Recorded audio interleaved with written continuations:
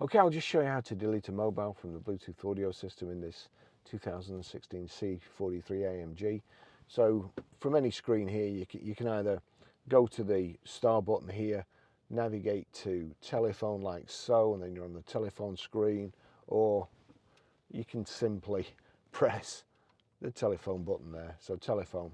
And you'll see there what you need to be on. You see options, and you would think it's in options. You're trying to disconnect a phone, delete it.